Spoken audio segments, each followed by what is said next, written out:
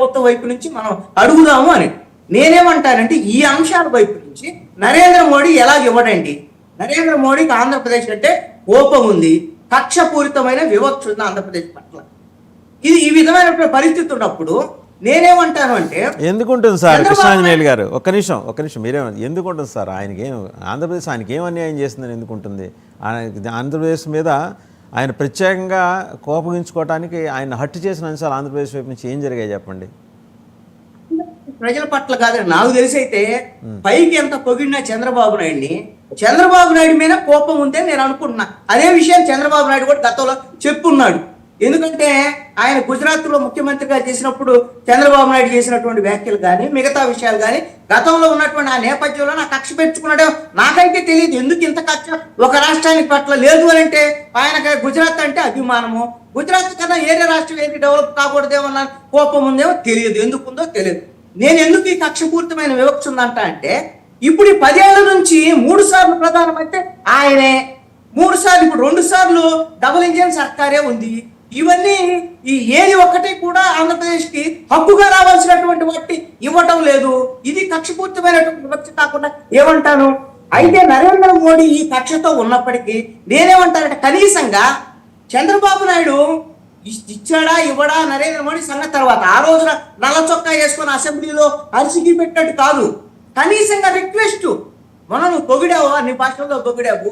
అసలు ప్రపంచం అంతా కూడా నరేంద్ర మోడీని చూసి భయపడుతుంది, ప్రపంచ నాయకుడు ఈయన అని పొగిడే చంద్రబాబు నాయుడు అదే నోటితో అయ్యా మాకు రాజధానికి నిధులు కావాలి, అయ్యా మా రాజధానికి చట్టభద్రత కావాలి, అయ్యా మా రాజధాని డెవలప్మెంట్ లో మీరు సహకరించండి, ఇవి కావాలి అని ఒక ముఖ్యమంత్రిగా ప్రతిపాదన రిక్వెస్ట్, అయ్యా మనకి ఇది చెయ్యడానికి ప్రధానమైన.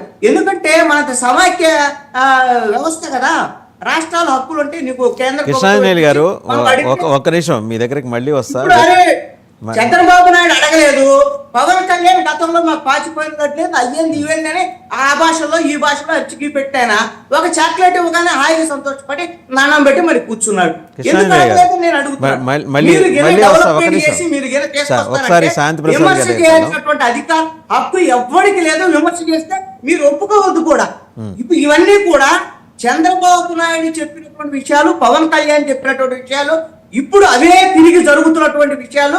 మళ్ళీ మీరు మోసపోతూ రాష్ట్ర ప్రజలందరినీ మోసపుచ్చుతూ మీరు ఇలా మాట్లాడొద్దు అంటే మాత్రం కుదిరే పని కాదు. రైట్, మళ్ళీ వస్తా మీ దగ్గరికి కృష్ణాంజనేయులు గారు. ప్రజల చెవుల్లో క్యారీ పూలు పెడుతున్నారు చంద్రబాబు నాయుడు, పవన్ కళ్యాణ్, అదే విధంగా నరేంద్ర మోడీ. రైట్, మళ్ళీ మీ దగ్గరకు వస్తాను. వచ్చే ముందర అంటే శాంతిప్రసాద్ గారితో మాట్లాడే ముందు ఒక మాట, దేవుడు సాక్షాత్కరించినప్పుడు విపరీతమైన వెలుగు ఉంటుంది, శంఖం చక్రం కదా అన్నీ వేసుకొని వస్తాడు. ఆ టైంకి మనం మర్చిపోతాం ఏం అడగాలి ఏంటి అనేది. అసలు ఆ రూపం చూసి ఆ ఆత్మ అసలు కనిపిస్తుంటే ఆ అనుభూతి, దివ్యానుభూతికి లోనయ్యి అడగాల్సినవన్నీ మర్చిపోతాం మనం. అలాంటి భావనలో వాళ్ళు ఇద్దరు ఉంటారేమో, కొంచెం టైం ఇద్దాం, వెసులుబాటు ఇద్దాం. సార్ జనసేన అధికార ప్రతినిధి సింగళూరు శాంతిప్రసాద్ గారి దగ్గరికి వెళ్ళాం. శాంతిప్రసాద్ గారు మీరేమంటారంటే బీజేపీకి అయితే ఒక యాక్షన్ ప్లాన్ ఉంది, సౌత్లో అమరావతిని గేట్వేగా చేసుకొని రాజధాని తన వజ్రాయుధంగా మార్చుకొని సౌత్లో కూడా మేము విజిబుల్ డెవలప్మెంట్ చూపిస్తాం, we have not confined ourselves only to north or west of the nation అని దాంట్లో భాగంగా కంకణాలు అవి కట్టుకొని ఇక్కడ రాజధాని చూపించి విజిబుల్ డెవలప్మెంట్, ఒక 7-8 హైరైజ్ టవర్స్ ఆకాశాన్ని తాకేలాగా, వాటి మధ్యలోంచి ల్యాండ్ అయ్యే విధంగా విమానాలు ల్యాండ్ అయ్యే విధంగా ఒక ఇంటర్నేషనల్ ఎయిర్పోర్ట్, ఇవన్నీ నిజంగానే చూపిస్తానికి ఈసారి మోదీ కృత నిశ్చయంతో ఉన్నారని ఢిల్లీ మీడియా భావిస్తోందండి. వాళ్ళకి ఇదే రైట్ ఛాన్స్, ఎందుకంటే నెక్స్ట్ టైము మళ్ళీ ఈ స్థాయిలో సీట్లు రాకపోవచ్చు, సౌత్లో మనం బలం పెంచుకోవాలి. మీరేమంటారు సార్?